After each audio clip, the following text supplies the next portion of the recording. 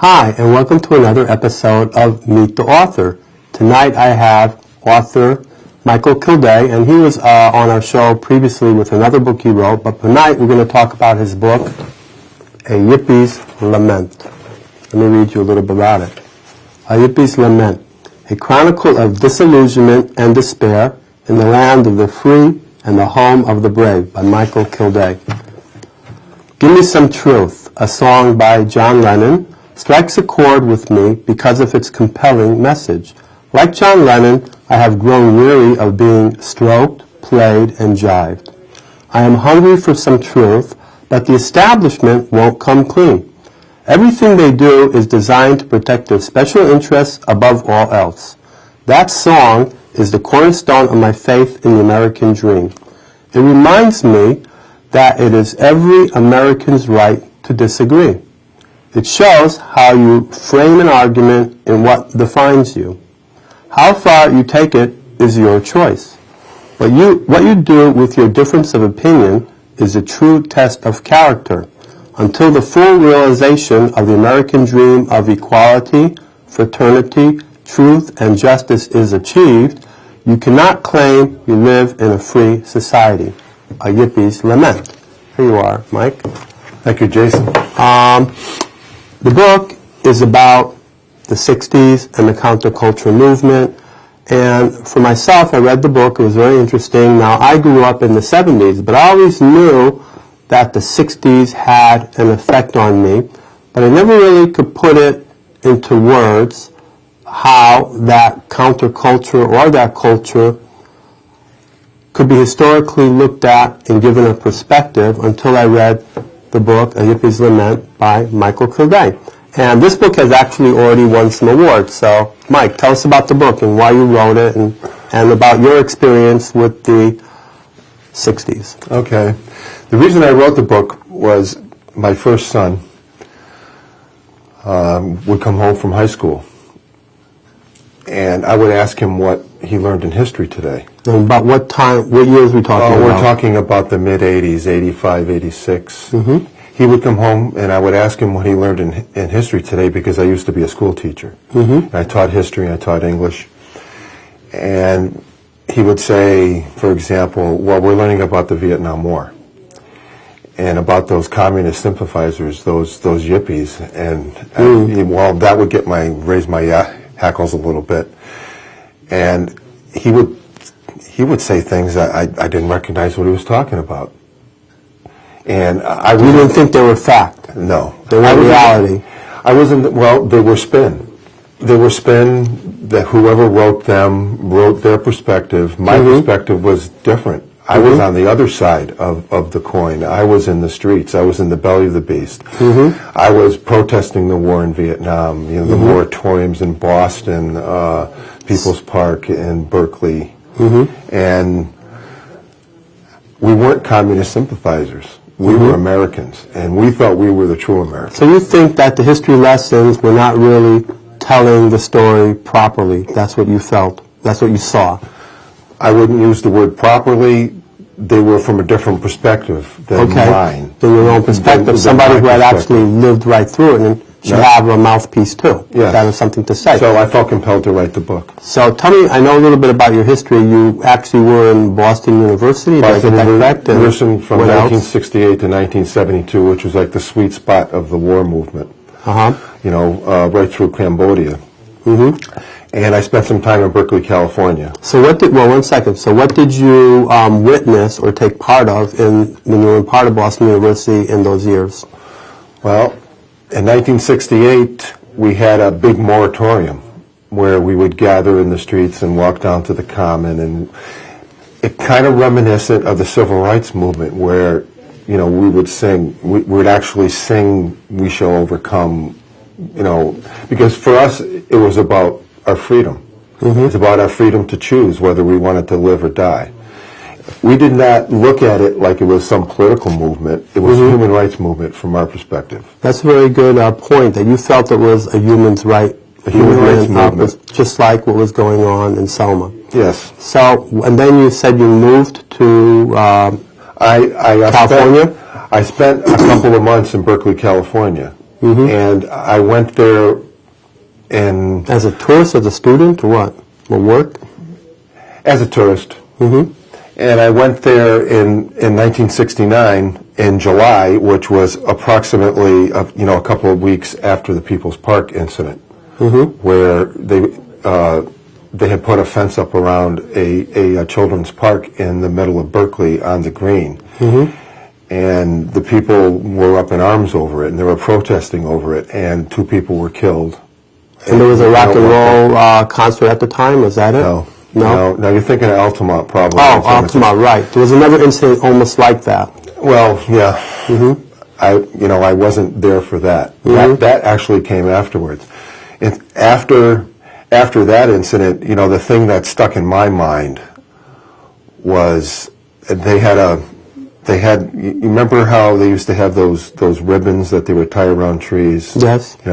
Well, there was a ribbon that they had put through the fence, where James Rector, who the person that that was shot, who was climbing the fence, had fallen back, and they had left the sneaker in the fence. And why was what was historically, was this an important part of the movement or part of the situation at the time? It was for them when they called out the National Guard.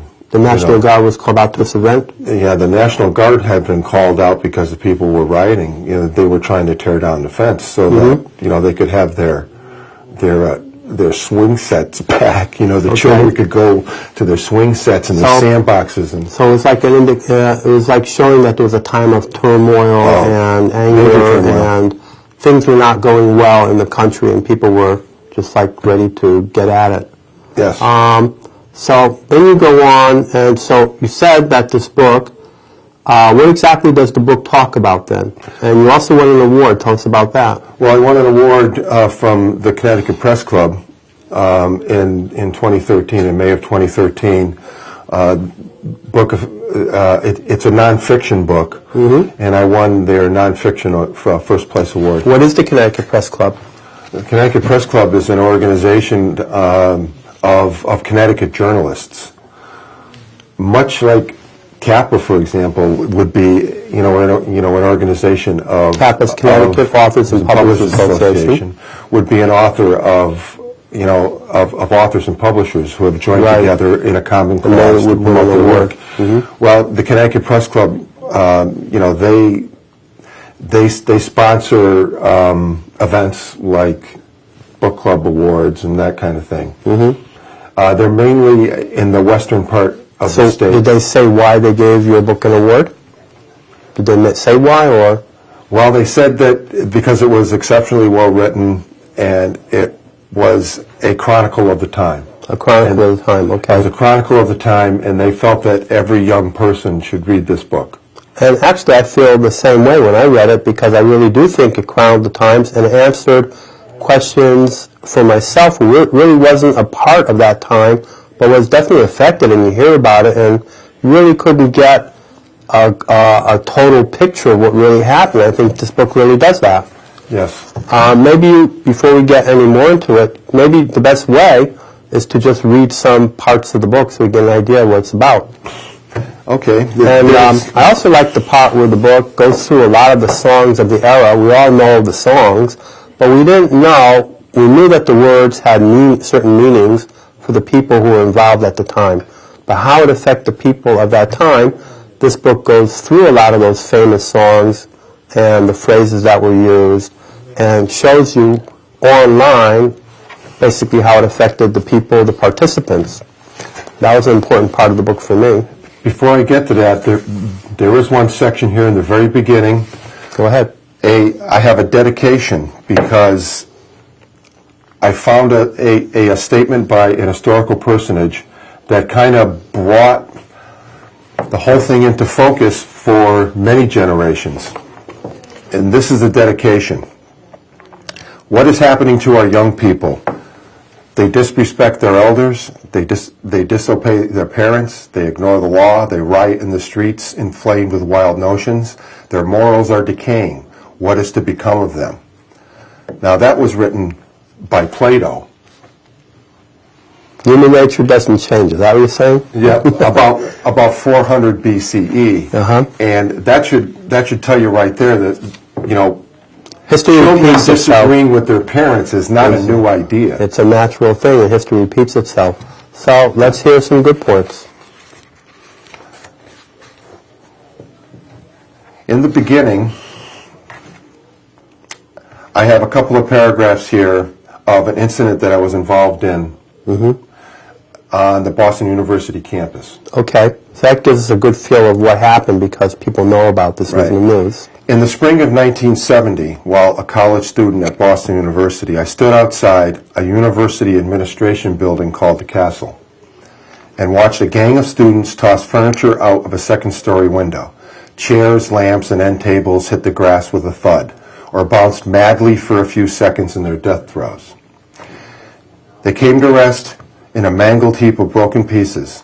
Perhaps these students felt their actions were justified because Nixon had just admitted publicly for the first time that U.S. warplanes had crossed the Cambodian border and struck military targets.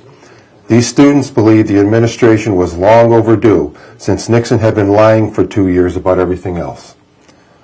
The leader of the local chapter of the Students for a Democratic Society, which we called SDS, and I was a member of SDS for a short period of time, arrived on the scene to capitalize on the event and set up a soapbox. With a bullhorn, he began to work the crowd. Without warning, a few minutes later, onlookers were surrounded by a fleet of Boston police cruisers, and the head thumping began in earnest.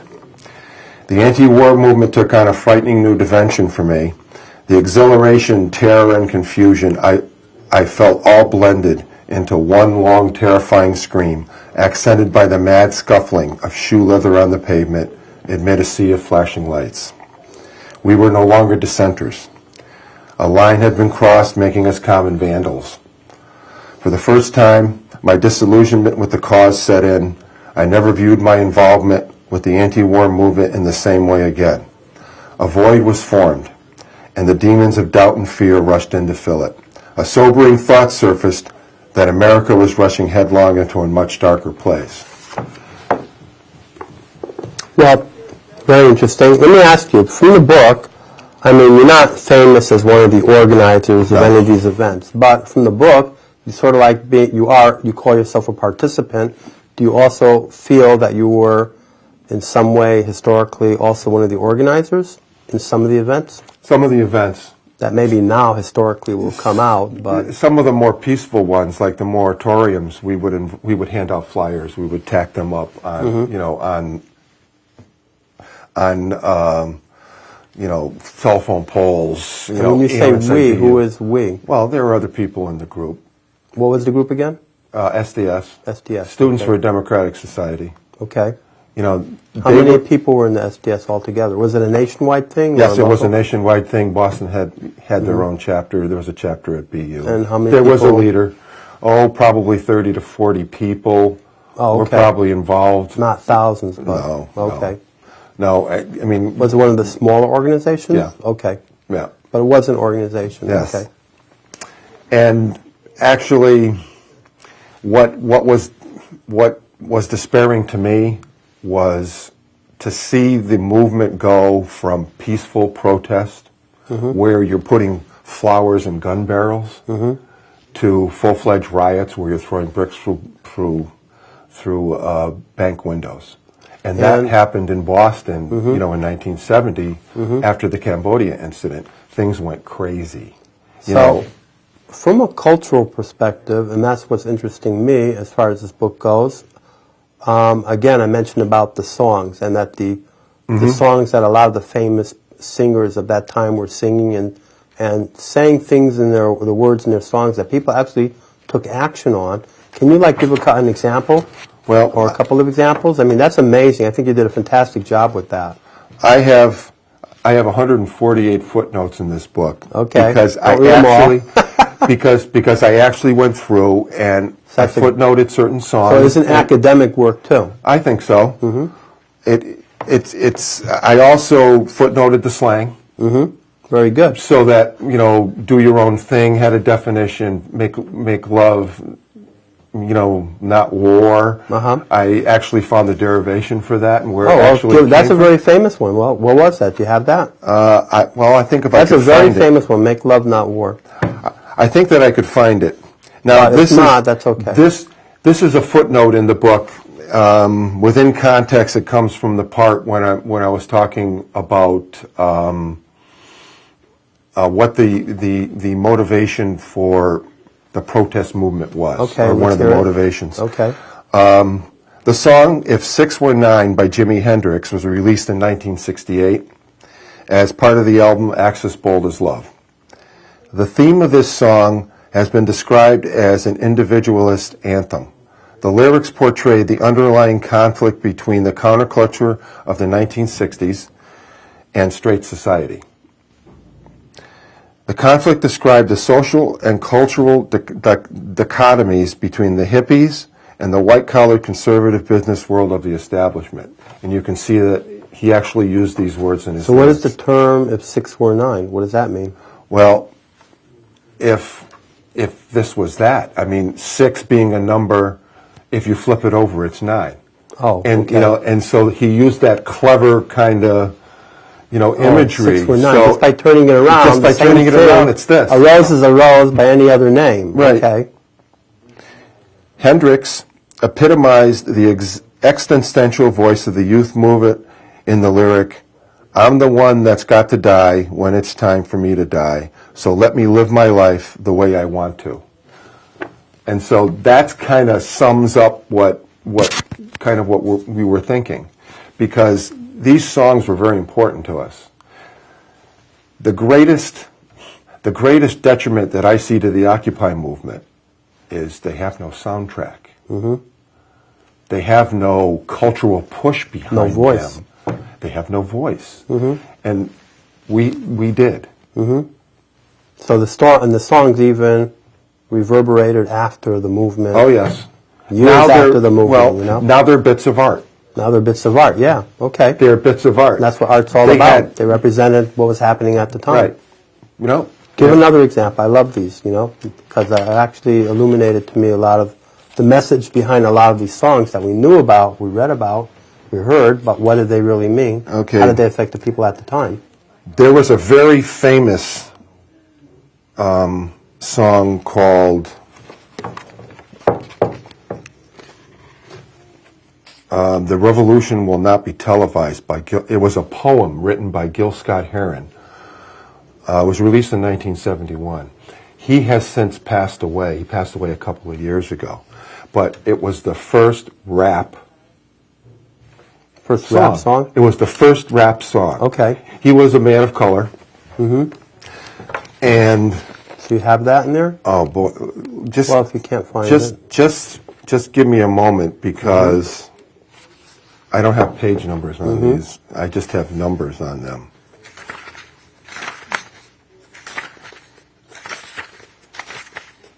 Well, maybe...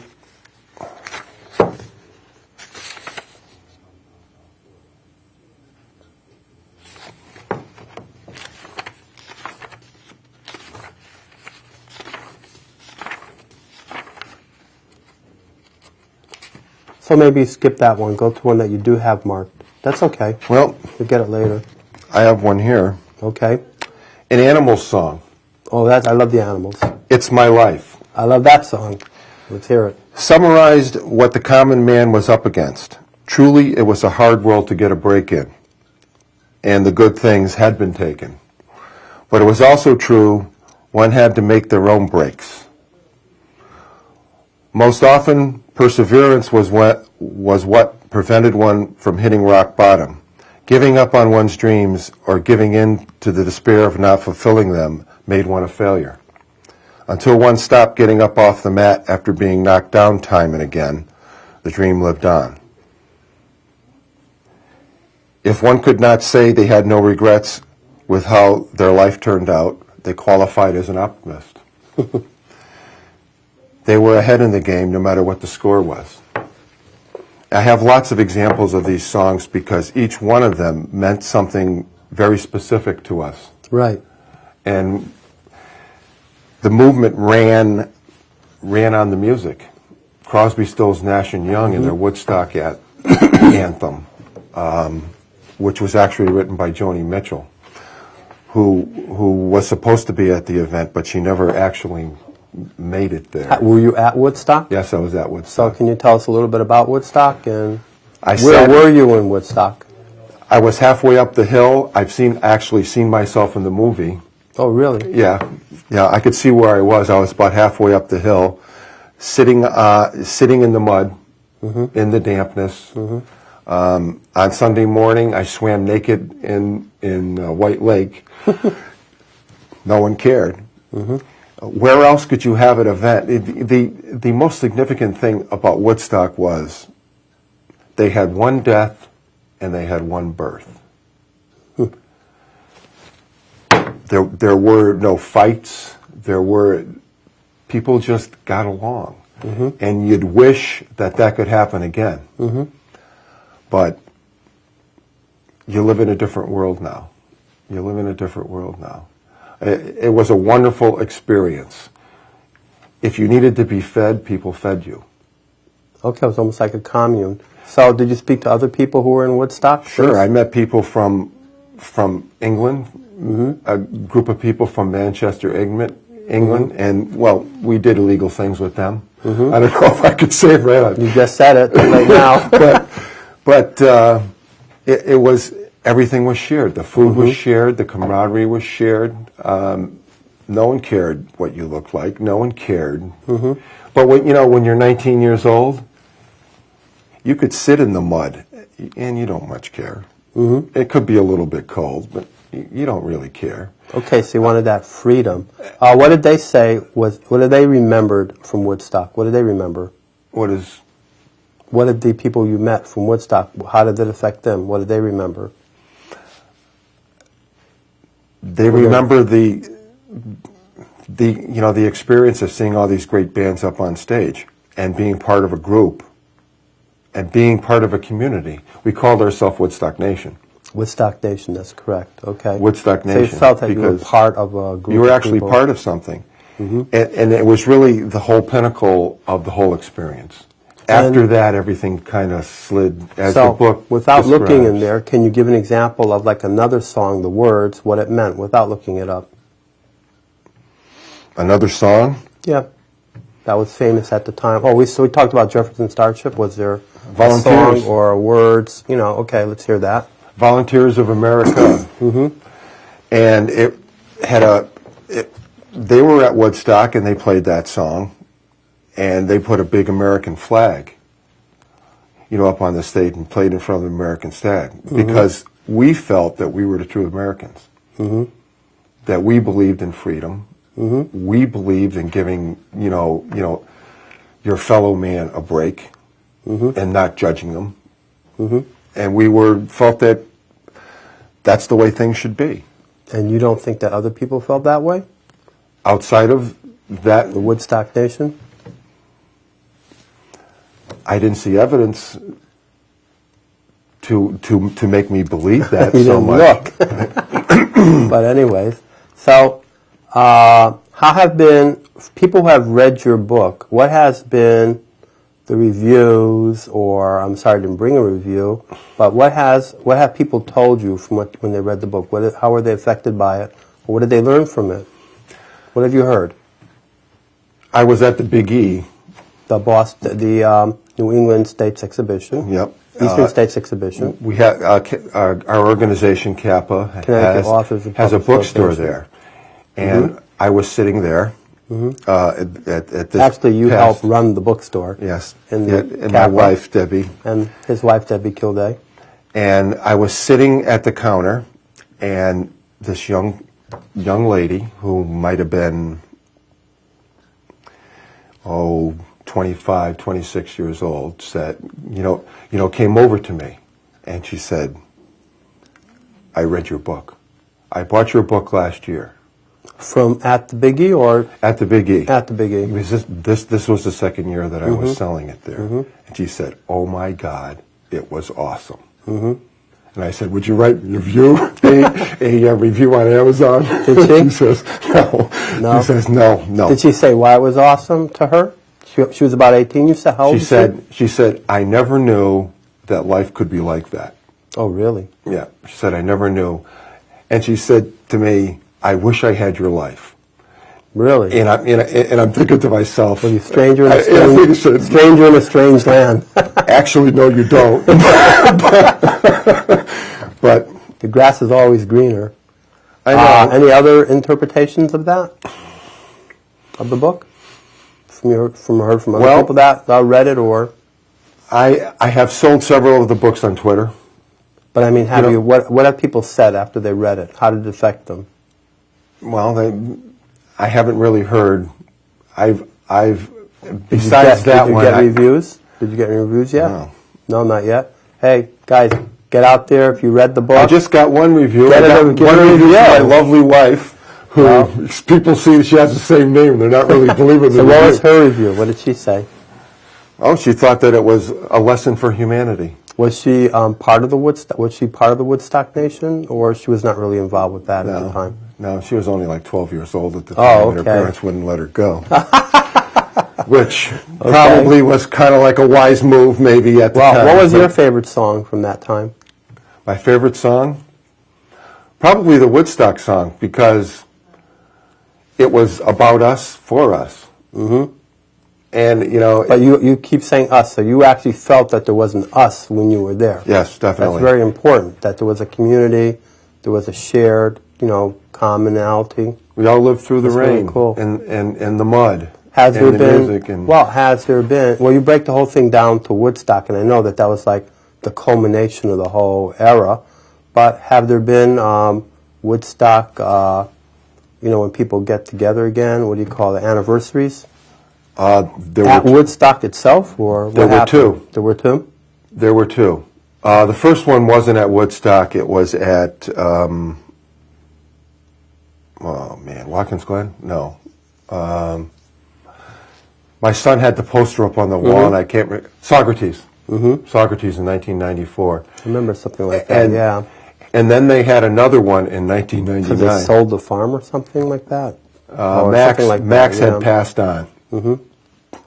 There's actually, but the one in 1999 was a disaster. Mm-hmm. Because they had an incident, and I wrote about it in the book, and I don't really have time. That's okay. Because I know two people who were my son's age at the time, who were 19, 20 years old, who had gone there, and they said they were charging them $8 for a bottle of water that they sell for $1.49. Oh no! And so it's become it said, wow. American capitalism. Oh God! If that happened at the first Woodstock, the same thing might have happened. They had a huge fire. Oh, okay. Like they burned the trailers and they were burning concessions, and things kind of went crazy. They didn't want that. Well, things kind of went crazy. Let me ask you, so from your take, how did that period of time affect the people of today and the nation of today? What was the effect? Because a lot of people are grown up already. You're grown up. Time has passed. What was the effect over time, good and bad? For some of us, it's a feeling of despair because you can't maintain that feeling of camaraderie, and the world is such that it kills it. But you never can. Yeah, that it kills it. It kills that feeling that you have your memory. You could ever have a utopia. And it really wasn't. So like that Bogart, this phrase, we'll always have Paris. Yeah, we'll always have Paris. Well, we'll always have Woodstock. We'll always have Woodstock. I don't think that having the movie truly conveys the feeling of being there. Mm-hmm. But what was the things that you would say? Any messages that have passed on to our generation, to the next generation? I would say what Socrates said: "To thy own self be true." Okay. That's the greatest message, and I think we carried that message because we were true to ourselves. We didn't.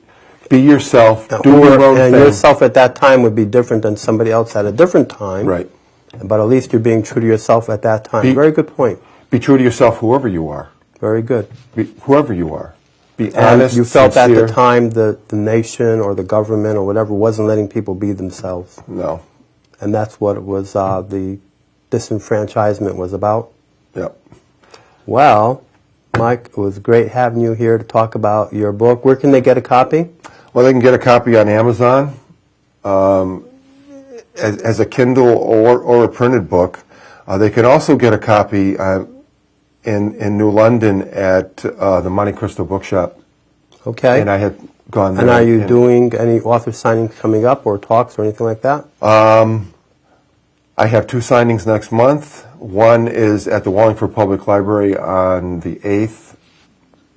8th of February, 2014, in case they see this in 5 years from now. It's going to be archived. Yeah. You know what, in that case I won't be there. But also at the Book Club Getaway at Mohegan Sun, February 23rd, 21st, and 22nd. And will you be selling this at the Big E? Of course. In New England. Well, thank you for being a guest on Meet the Author. Thank you for having me, Jason. My pleasure.